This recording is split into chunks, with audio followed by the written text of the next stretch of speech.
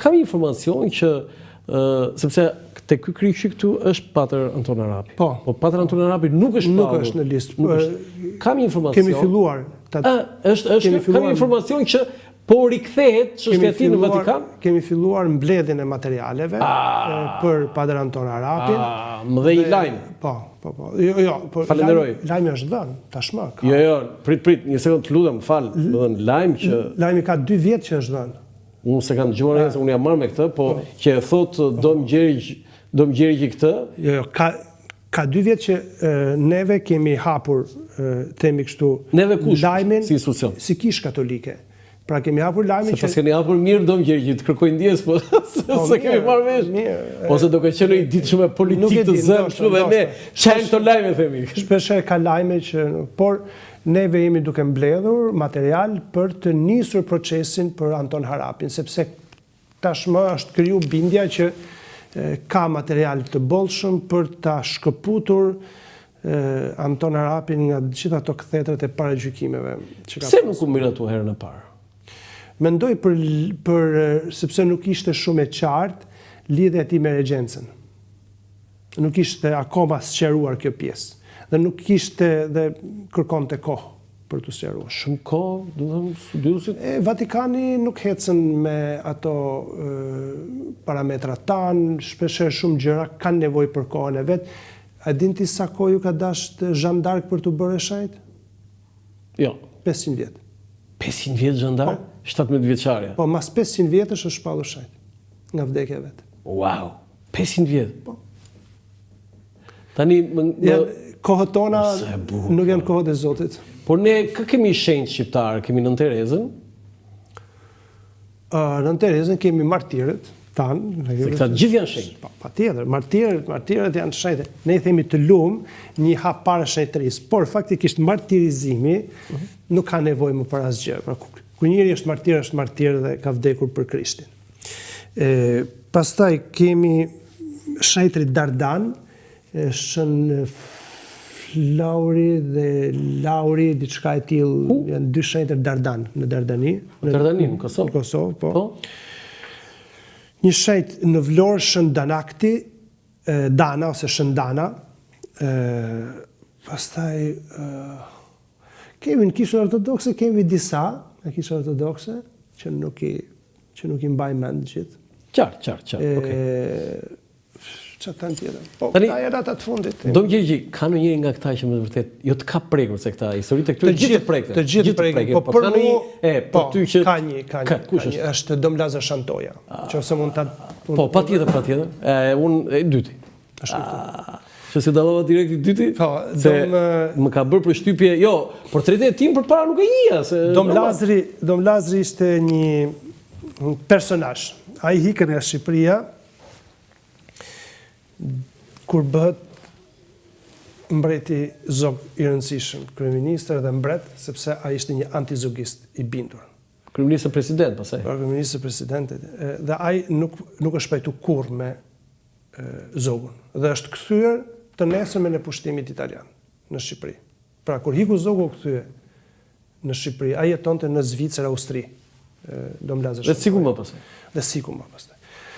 Ai ishte një publicist i jashtëzakonshëm. Kam lexuar. Ishte një pianist i mirë. E pianist, Po. Ai ka një... Fal, ju do më gjej luanin piano? Jo. Unë... Këvegël tjetër muzikë? Jo, asnjë. Jo. Dikur... Kam përshtypjen se je kështu, do të ruan... Jo. Kur kam qenë në shkollë atëherë në seminar, për nevojat e klasës time, sepse klasa ku ishte s'kishte asnjë që i binte pianos edhe kitarës për meshën. Atëherë, unë u ofrova vullnetar që të mësoja ato nota për të lutur psalmet, për gjatë meshës, për këndet e meshës, kitaren edhe kështu. Por ka qenë vetëm edhe periudhës se marrë me atë gjë. E lutur piano, më? Po jo piano, ishte organo e vogël. Organo e kishës. Organeto, po ai kishës. Diçka e tillë. Po jo në një gjë. Megjithatë është gjë shumë. Edhe do thoja që Lazar Shantoja për mua mbetet një nga personazhet interesante për disa gjëra edhe kontrovers. Kemi dëshminë e ish nuncit apostolik. Po, dhe çfarë thotë? Ai nuk e kishte fort qef këtë Lazar Shanton, e ke përësysh e shikonte si një tip libertini, libertar, sepse thash ishte një tip qytetar shkodran, shumë inteligent, ka përkthy dhe pjesë nga Dantja, pjesë nga Gëtja, përkthy si mirë, pra gjermanisht folës si mirë. Ajo që është nga perlat e dom Lazar Shantos është një letër që ai drejton Fishtës.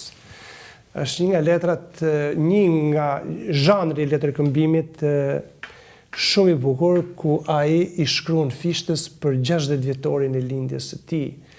Dhe ajo letër për mendimin tim duhet lexuar nga çdo profesor letërsie herë që jep letërsi në universitet apo në shkollat mesme.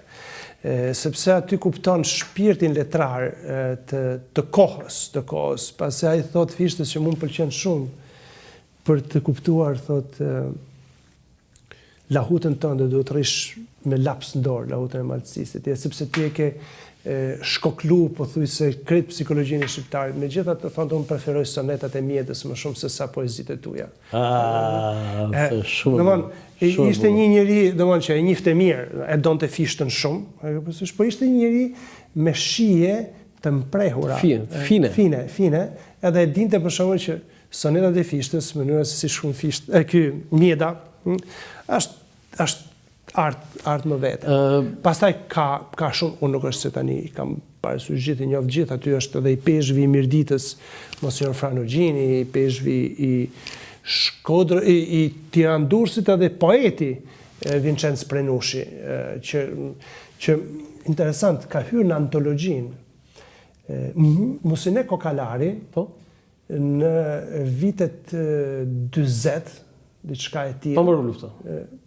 Pak mbasi kishte mbaruar, është një dokument që kam gjetë në arkiv të shtetit. E ke gjetë vetë? Po, ka shkruajtur një, që besoj është publik, ka shkruajtur një antologji të poezisë shqipe, të letërsisë shqipe, dhe ka vendosur autorët më të rëndësishëm. E ka vendosur Prenushin? Fishtën dhe Prenushin. Pra qysh në ato vite, dhe dokumenti është në frëngjisht dhe në shqip. Tani, për ta mbyllur këtë punën e 38 martirëve që janë bërë 40 tani, për mua në fakt është Maria Tuci, vetmja femër. Ademir Ditore. Ademir Ditore, ka qenë te dioceza juaj? Dioceza e Mirditës. E Mirditës, aty ka qenë. Po, abatësia e Oroshit. Një krim i pa shembull, si ka mundësi mund të bëhet një krim i tillë domgjerigje. Se kam kuptuar asnjë. Se kam shkruar për të. Figura e saj ishte një vajzë e re, një mësuese, ishte 21 vjeç. Po, 22 vjeç ishte edhe